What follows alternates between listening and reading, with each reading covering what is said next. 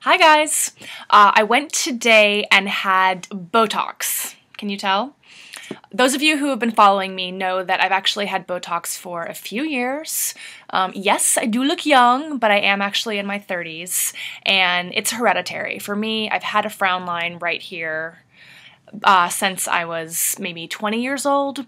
My mom had it, and I'm okay with having cute little like eye wrinkles and aging gracefully and all of that, but there's just something about having this angry frown line that follows you no matter when you're happy, any time of the day, that's just kind of disconcerting. I don't like it, and since there is something you can do to fix it, I choose to do that. Another one of my Botox videos on my other channel has had nearly 1 million views, literally. I think it's had like 800,000 views. And a lot of the comments have been really, really negative and really, really mean. And that's your prerogative. I know Botox isn't for everybody, but just today when I was talking with the doctor about it, we were both kind of laughing confusedly because for some reason people seem to attach some sort of morality to Botox, and it's the kind of thing that people say, well, I would never. And for some reason, I just don't get that. I don't have that kind of judgy gene when it comes to Botox. I think it's a really great thing that is available. I think it's cool that science has advanced that far, where you can help to slow existing wrinkles and, get rid of, prevent future wrinkles. Anyhow, so it's something that I choose to do, and I'm a huge Botox fan. And I actually today had something else called Xeomin. It's Xeomin. I believe that's, let me just double check because I wrote it down. I'd never heard of it before. Yeah, Xeomin. And it's a Botox alternative. It's manufactured by Merz, which is another, huge pharmaceutical company. And it's supposed to be pretty similar to Botox, the same as there's that new or new-ish Botox alternative called Dysport.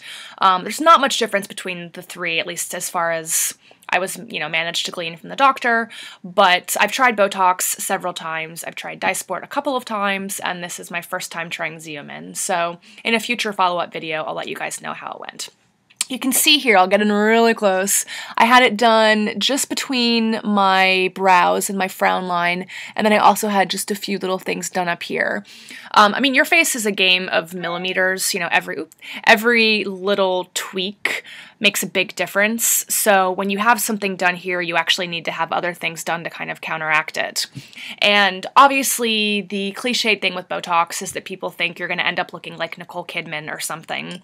You really have to ask for that look. Nicole Kidman didn't just go to the dermatologist and, oops, accidentally end up looking totally frozen.